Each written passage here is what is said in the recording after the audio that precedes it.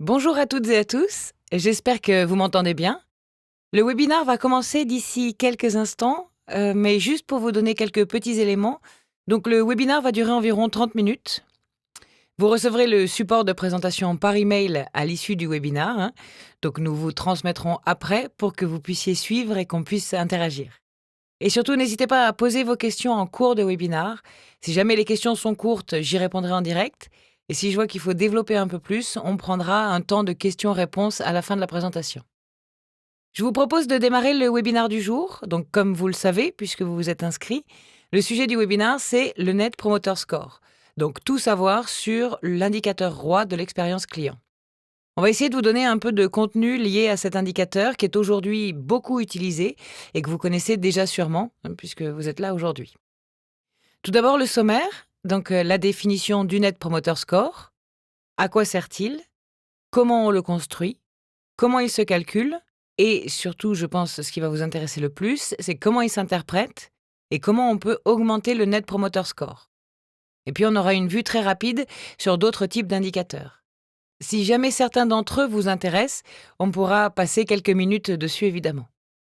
Pour démarrer, pour ceux qui ne nous connaissent pas encore, on va présenter en quelques mots Vocasa. Donc c'est une entreprise qui depuis plus de 15 ans, bientôt 16 ans même maintenant, propose des solutions d'enquête et d'expérience client et collaborateurs.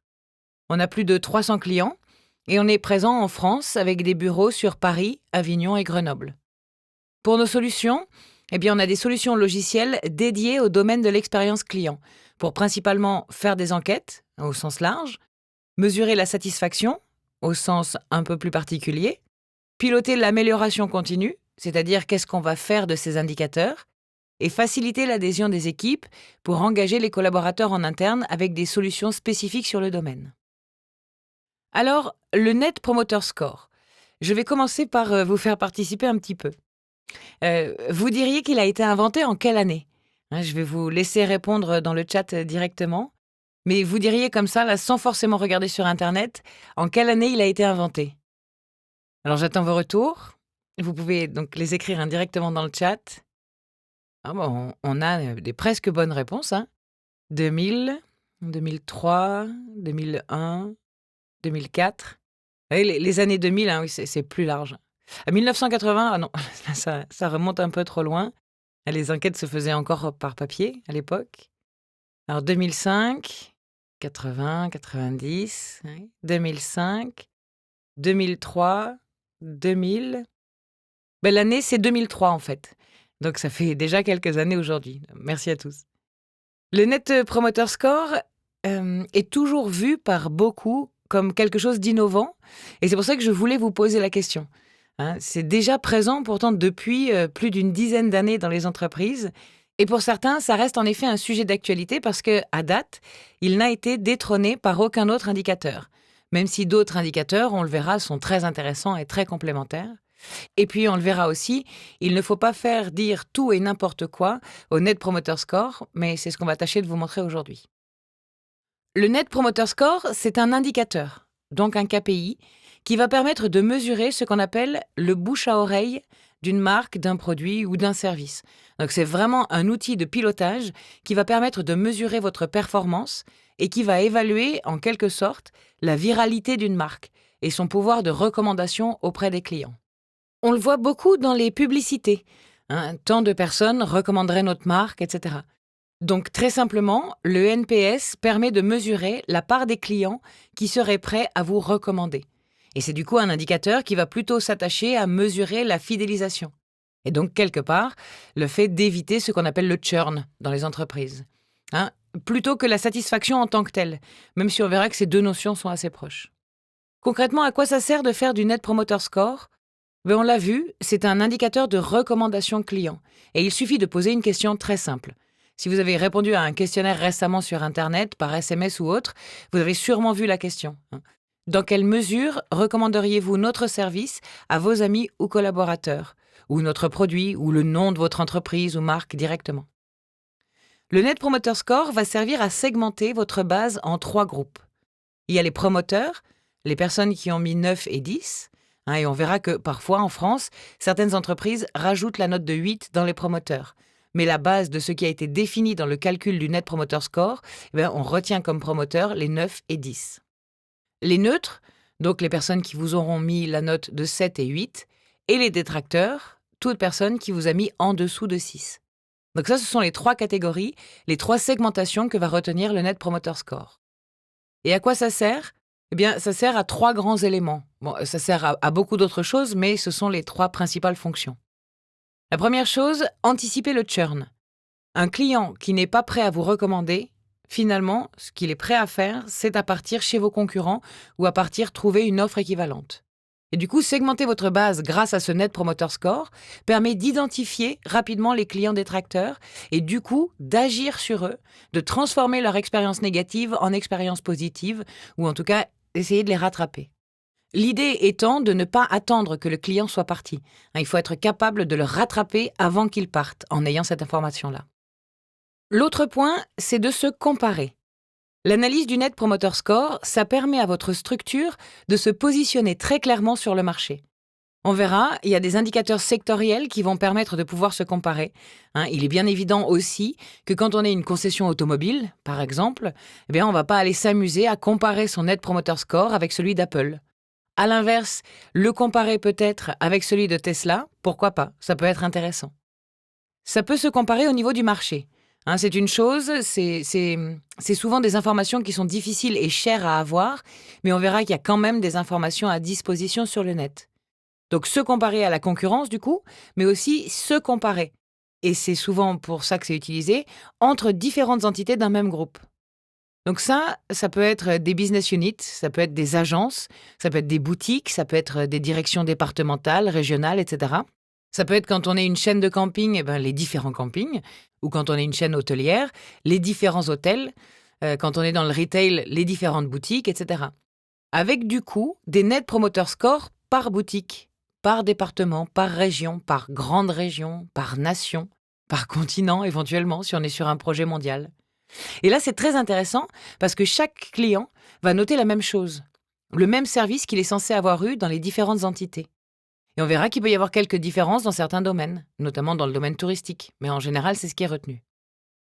La troisième fonction principale du NPS, c'est mesurer les évolutions. Le Net Promoter Score, il permet de suivre en temps réel et sur une période définie les changements que les utilisateurs peuvent avoir. Et donc là aussi, l'idée c'est d'agir vite pour découvrir le plus rapidement et le plus précisément possible ce que vos clients pensent, histoire de pourquoi pas booster les ventes. Donc on l'a vu, on est capable d'anticiper le churn. On est aussi capable, grâce à ça, grâce aux clients promoteurs, de faire des stratégies d'expansion, tout simplement sur une certaine catégorie de clients. Comment se construit le Net Promoter Score ? Le Net Promoter Score se construit très simplement. On l'a vu, c'est la question « dans quelle mesure vous nous recommanderiez ?» et c'est une note qui est de 0 à 10. Attention, on remarque quelques mauvaises pratiques. Les mauvaises pratiques, ça va être d'avoir un oui-non, que l'on voit encore. Pas plus tard qu'hier, j'ai reçu encore une enquête avec un oui-non sur le Net Promoter Score. L'autre possibilité, c'est d'avoir des échelles de 1 à 10, qui peuvent se voir aussi. Alors parfois, il y a eu des contraintes liées à un historique, mais on peut encore en voir. Et ça va forcément fausser les résultats. Ça va fausser la possibilité de vous comparer avec d'autres personnes du même secteur qui, eux, feraient une échelle de 0 à 10. Vous ne pourriez pas vous comparer dans ce cas-là. Un autre point important à souligner, c'est qu'en plus du Net Promoter Score, il est pertinent d'ajouter une zone de commentaires, donc une question ouverte, pour vous donner des informations supplémentaires. Ici, ça va être l'analyse sémantique qui va pouvoir vous donner les informations. Ça va vous donner des informations donc précises sur les répondants. Et vous allez être en capacité comme ça de mieux comprendre leurs notes, d'avoir des insights sur quels sont les éléments et quelles sont les grandes thématiques qu'il va nous falloir activer pour arriver à améliorer ce Net Promoter Score. Et ça, c'est très souvent, il faut être capable d'analyser de façon sémantique la donnée. Notre conseil, comme vous le voyez sur le slide, c'est plutôt de mettre le Net Promoter Score en fin de questionnaire. Celui-ci, du coup, sera un petit peu plus nuancé et il représentera mieux la note effective que vous mettent les personnes, notamment si vous avez posé ce qu'on appelle les questions de critères avant.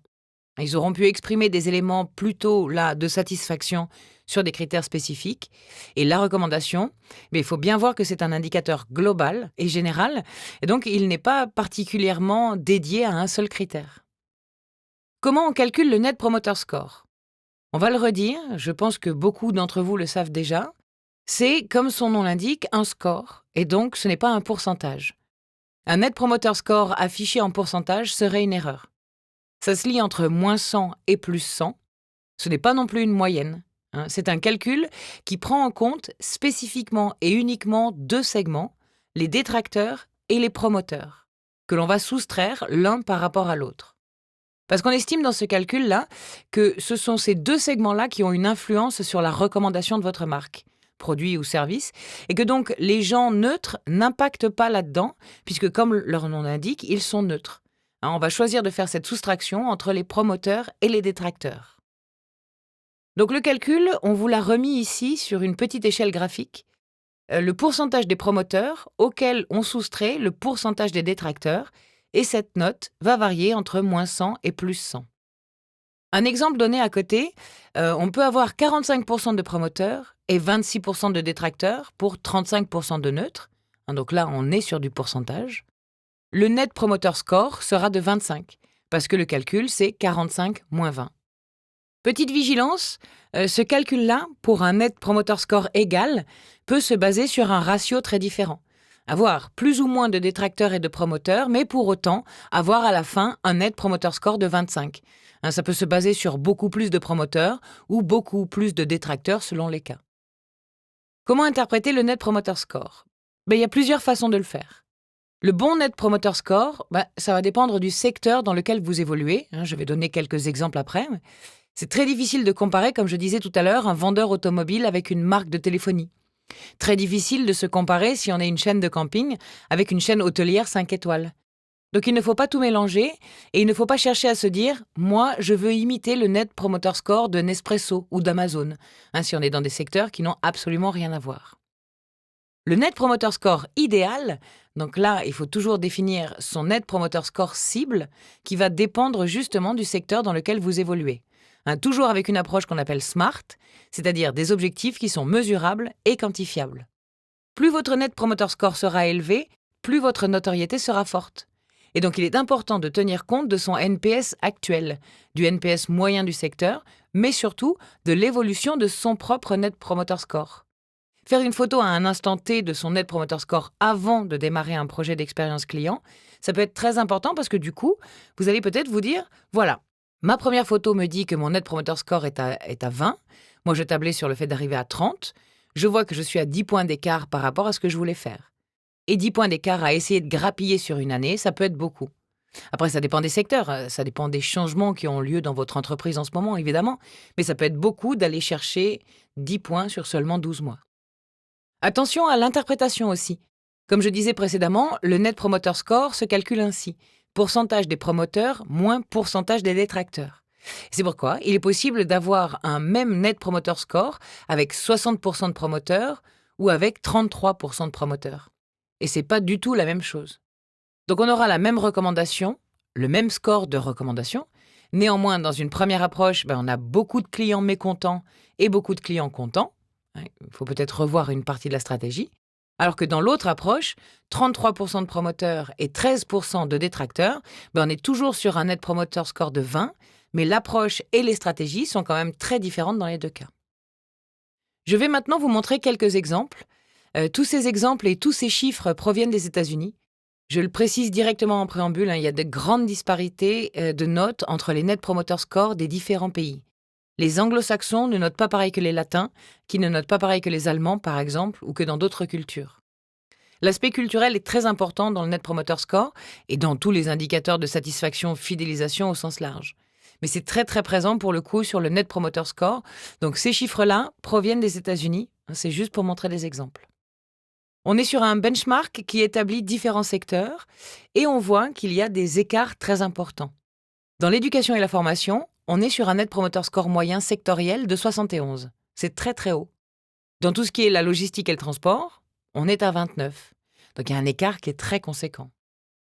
Autre élément pour l'illustrer, sur des benchmarks un peu plus récents, dans le monde du consulting, en moyenne aux États-Unis, le Net Promoter Score est à 62. Alors que pareil, on revient sur la logistique et le transport, mais sur l'année 2020 et sur le début de l'année 2021, là on est à 3. Parce que justement, ce secteur-là, en 2020 et 2021, a été particulièrement sollicité. Et donc il y a eu une baisse aux États-Unis. Ce qui ne s'est pas forcément vu en France, en Allemagne ou dans d'autres pays. On est toujours sur des chiffres qui viennent des États-Unis. Et là, on est sur un benchmark B2B, donc business to business, qui ne serait peut-être pas le cas dans le domaine du B2C. Au niveau B2C, justement, pareil, pour montrer et illustrer les disparités entre secteurs, alors l'assurance, on est plutôt sur du Net Promoter Score, toujours aux États-Unis, je le rappelle, de 57. En France, c'est moins, évidemment. Alors que sur tout ce qui est communication et médias, on est sur un Net Promoter Score de 24. L'objectif, là, je le rappelle, c'est d'illustrer des grands éléments. Un graphique à présent qui provient toujours des États-Unis. Donc on a la possibilité aussi de définir qu'est-ce qu'un bon Net Promoter Score. Ce qu'on voit là, c'est qu'un Net Promoter Score en dessous de 0, ça demande de travailler dessus. Entre 0 et 30, c'est plutôt bon. Entre 30 et 70, c'est très bon. Et au-delà de 70, c'est excellent, c'est du grand niveau. Nous, ce qu'on constate en France, c'est qu'il y a une grande disparité qui se fait plutôt autour du chiffre 20, en fait. Tout ce qui est inférieur à 20, nous, on va considérer qu'il y a du travail à faire. Tout ce qui est au-delà de 20, en France et dans les pays latins d'ailleurs en général, c'est qu'on commence déjà à toucher du doigt un bon niveau de qualité. Au-delà de 30, c'est du très bon niveau. Et au-delà de 40, c'est presque déjà de l'excellence en France. Là où aux États-Unis, vous le voyez, on démarre à 70. Donc il y a des disparités culturelles fortes sur cet indicateur. Mais l'idée, c'est de vous montrer justement un peu tous les éléments et de vous partager aussi notre expérience sur le sujet. D'autres exemples sur des marques, donc toujours les données proviennent des États-Unis. Donc on voit qu'on a des marques comme Tesla qui vont pouvoir sortir des Net Promoter Score à 97, ou comme Hyundai aussi, Honda, etc., Toyota, qui est très haut depuis toujours sur ses différents produits et marques et gammes en général. Ce sont de vrais fers de lance dans le domaine. Et donc là, ça donne un peu des éléments à viser. Puisque quand on est un outsider du secteur, on peut essayer de viser ce que fait le leader, évidemment. Ça peut être très intéressant. Mais là aussi, quand vous voyez que Toyota fait 77 et que vous n'êtes pas du tout dans le secteur de l'automobile, que vous êtes justement dans la communication et les médias, où on voit que les Net Promoter Scores sont bien plus bas, mais il ne faut pas aller s'amuser à viser 77 parce que ce sera très difficile à atteindre. Un autre graphique que je souhaitais vous partager et qui est très intéressant, et là malheureusement il n'a pas été mis à jour depuis assez longtemps, mais néanmoins il reste très intéressant parce que ça démontre une tendance forte du marché de l'expérience client en général, c'est le Net Promoter Score sur une multitude d'enquêtes selon les différents âges, tous secteurs confondus, et pour ne prendre en compte que le critère de l'âge. Ce qu'on remarque, c'est qu'en moyenne, plus on est jeune, plus on note durement, pour faire très simple. Donc les chiffres datent d'il y a quelques années, comme vous pouvez le voir, ça date de 2015, mais c'est quelque chose qu'on continue de constater. Les populations jeunes, les fameuses générations Y, Z, notent plus durement que les autres pour des critères de temporalité. Leur temporalité n'est pas tout à fait la même en général. Ils attendent les choses plus vite, plus rapidement, sur toutes les plateformes, etc. Et toutes les entreprises ne sont pas encore prêtes à ce niveau de qualité, d'exigence aussi, pour les collaborateurs en interne. Parce qu'il faut jamais oublier ça à la fin. Il y a des collaborateurs en interne qui doivent gérer les éléments. Alors vous l'aurez remarqué, beaucoup de benchmarks existent aux États-Unis, très peu existent en France, où dans la plupart des cas, ils sont payants avec des prix assez importants. Comment augmenter son Net Promoter Score ? Ça, c'est un point qui est évidemment important dans le pilotage. Une fois qu'on a commencé à mettre les éléments, à voir un peu ses notes, etc., son score, on va vite se dire « mais comment je fais pour l'augmenter ?» Parce que le but, c'est ça, c'est évidemment d'atteindre l'excellence, d'avoir de l'exigence. On va donc, en premier lieu, identifier et prendre en compte les clients insatisfaits. C'est ce qui peut vous permettre de faire monter très vite votre Net Promoter Score. Parce que vous allez les identifier. C'est facile à faire d'identifier ces clients détracteurs quand on a la bonne solution, comme Vocasa. Et c'est important, du coup, de les contacter rapidement pour comprendre leur mécontentement et mettre en place les actions correctives. Est-ce que cette personne-là, qui n'est pas contente, je lui offre une remise ? Dans certains secteurs, il ne faut surtout pas faire ça. Mais est-ce que je lui offre la possibilité d'avoir un produit en plus ? une option en plus, une expérience à vivre en plus, selon ce que je commercialise. Donc il y a la notion du close the loop. Il est parfois nécessaire de reconquérir un client insatisfait. C'est ce qu'on appelle le close the loop. Et ça va intégrer la mise en place d'actions correctives pour une meilleure expérience client tout au long du parcours client. Et donc pour mesurer cette satisfaction tout le long avec justement les actions correctives qui auraient été mises en place. Autre possibilité, c'est d'avoir des insights de ce type-là. Comme je vous l'ai dit, nous, on conseille, et on fait ça pour nos clients évidemment, d'être en capacité d'analyser le verbatim grâce à l'analyse sémantique. Et on va avoir ce type de graphique-là avec Vocasa pour vous permettre de dire, voilà, les thématiques qui remontent le plus grâce au verbatim, ce sont l'accueil, l'expérience globale, les produits et services et la joignabilité. Si je travaille sur ma joignabilité, je vais pouvoir avoir un impact sur mon Net Promoter Score de 44. Parce que là, aujourd'hui, ça m'impacte négativement de moins 44. C'est-à-dire que les personnes qui me parlent de ma joignabilité me mettent un Net Promoter Score de moins 32. Et par rapport à mon Net Promoter Score global, j'ai cet impact négatif-là. Donc ça va donner des insights très clairs pour avoir des choses sur lesquelles travailler très vite. Le but, c'est vraiment de transformer ces données ouvertes en éléments mesurables, qui vont vous permettre à la fois d'identifier les signaux faibles, mais aussi les signaux forts, pour travailler véritablement sur les éléments, en prenant en compte aussi, évidemment, la volumétrie. Parce que, par exemple, si la joignabilité ne concernait que 10 personnes qui m'avaient parlé de ça, certes, je peux les travailler une par une, mais c'est peut-être pas en travaillant sur cet axe-là que je vais drastiquement changer mon Net Promoter Score. Enfin, les autres indicateurs, alors il y en a beaucoup en fait dans notre domaine. Vous entendrez sûrement parler du FCR, le First Call Resolution. C'est la mesure de la capacité d'une entreprise à résoudre les problèmes en une seule fois. Vous avez entendu parler dans mon discours aussi du CSAT. Eh bien, c'est le taux de satisfaction qui peut se mesurer de différentes manières, mais on est sur ce que l'on voit beaucoup dans les publicités. 97% de nos clients sont satisfaits. Bon, ça c'est un CSAT. On a le Customer Effort Score aussi, le CES, donc qui mesure le taux d'effort et le score d'effort que vos clients doivent faire pour obtenir des réponses de votre part, pour joindre un service client, etc. On a également le Net Emotion Score, le NES, qui est un indicateur lié aux questions ouvertes, justement, qui va mesurer l'intensité des émotions contenues dans les verbatims. Et puis, on a également le VES, qui est un indicateur qui arrive aussi des États-Unis. C'est un indicateur un peu plus compliqué à faire, puisqu'il se base, lui, sur 2 questions. Et ça va mesurer la capacité d'un client à utiliser un produit ou un service et à mesurer son réachat potentiel. Ces 2 questions vont être: est-ce que ce produit vous procure de la valeur? Et quelle a été votre expérience avec notre service client? Donc c'est un petit peu différent de l'approche Net Promoter Score. Mais en tout cas, des indicateurs, il y en a beaucoup qui existent sur le marché et on est en capacité à vous conseiller, bien sûr. Voilà les éléments qu'on souhaitait partager avec vous aujourd'hui. Et j'imagine qu'il y a sûrement des questions qui se sont posées, donc je vais aller les regarder. Johan vous a mis également quelques articles dans le chat que vous pouvez consulter directement. Alors, lorsque vous parlez des commentaires avec un Net Promoter Score, vous parlez des commentaires que vous conseillez pour compléter le Net Promoter Score? Oui, Sylvie, c'est tout à fait ça. Nous, on conseille toujours d'avoir le Net Promoter Score, donc la note de 0 à 10, et en dessous, souhaitez-vous nous donner quelques précisions ou souhaitez-vous nous donner des axes d'amélioration? Donc, une question ouverte qui vient compléter ce Net Promoter Score, qui, elle seule, va vous permettre d'ailleurs de vous donner des insights activables pour faire justement de la transformation. Parce que très souvent, on est très content d'avoir un bon Net Promoter Score, on est très content d'être capable de le faire évoluer dans du positif, mais on peut se retrouver bloqué pour le faire évoluer. Parce qu'il faut bien se rappeler que ça reste une question fermée. Donc on ne va pas avoir, si on ne le complète pas par une question ouverte, les bonnes idées que pourraient nous donner par eux-mêmes les clients.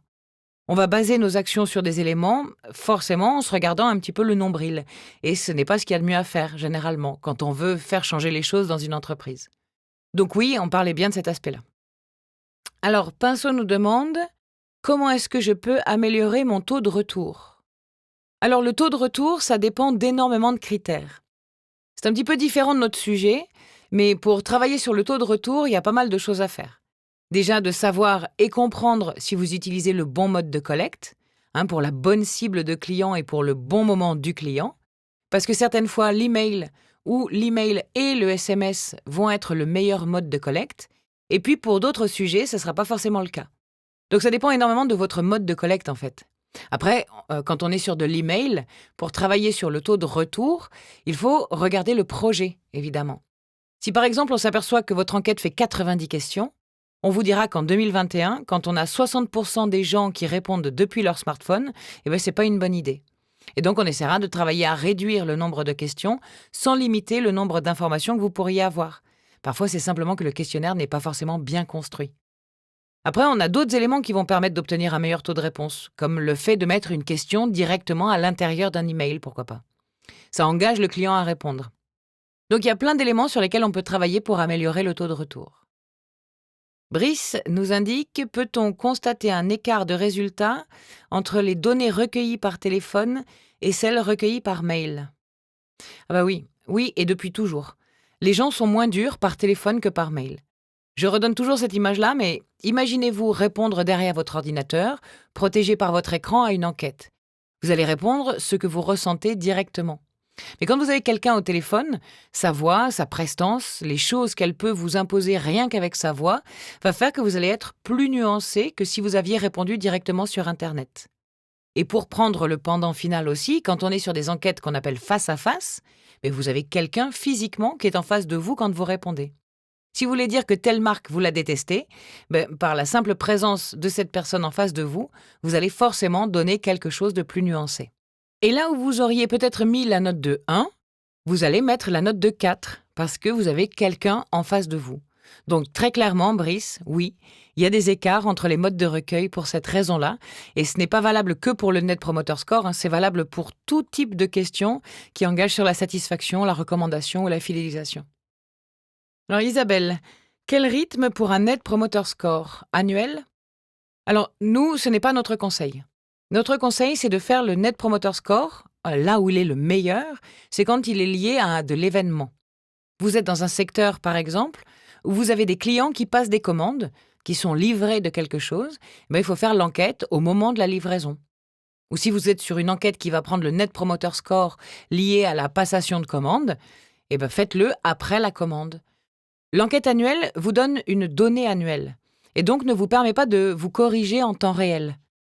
Je donne toujours cet exemple-là aussi, mais qui est très pertinent entre l'annuel ou le temps réel. Vous êtes, on va reprendre l'exemple d'une chaîne hôtelière, si vous faites une enquête annuelle quand vous êtes dans une chaîne hôtelière, vous allez apprendre en novembre 2020 que vos clients qui étaient insatisfaits en mars 2020 étaient insatisfaits en mars 2020. Super, mais c'est trop tard. Du coup, ces clients-là sont peut-être partis ailleurs entre-temps. Du coup, vous réagissez trop tardivement.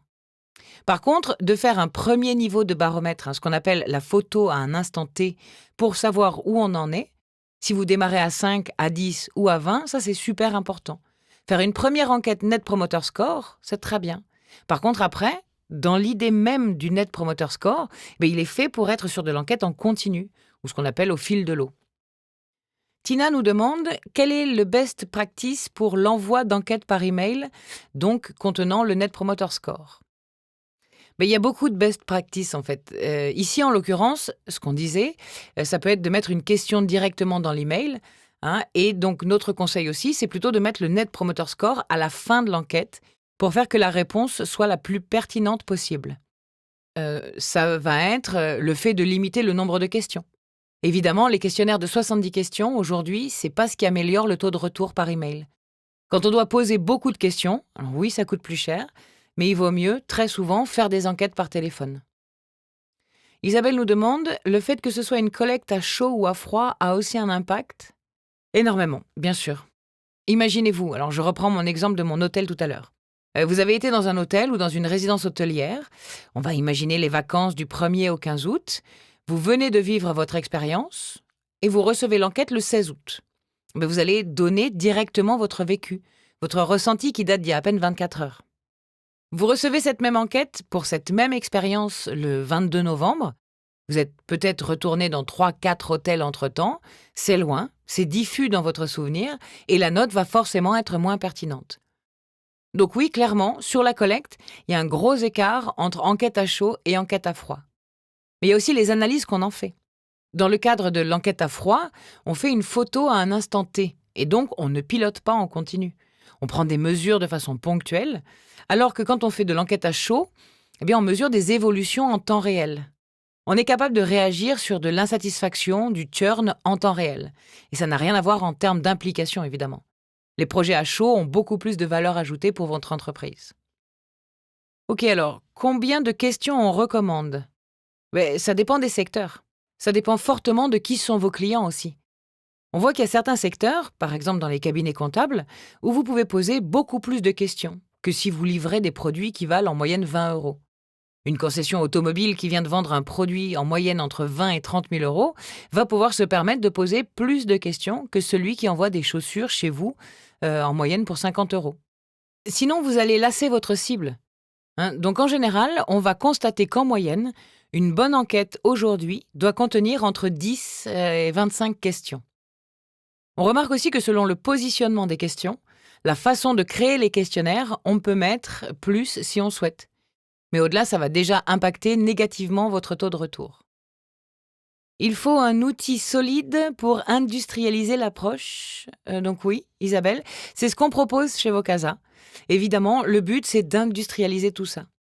Chez nous, ce sont nos produits qu'on appelle le feedback management, qui vont permettre d'automatiser tout ça de façon industrielle, en effet. Mélanie, vous demandez une précision concernant l'hôtellerie de luxe.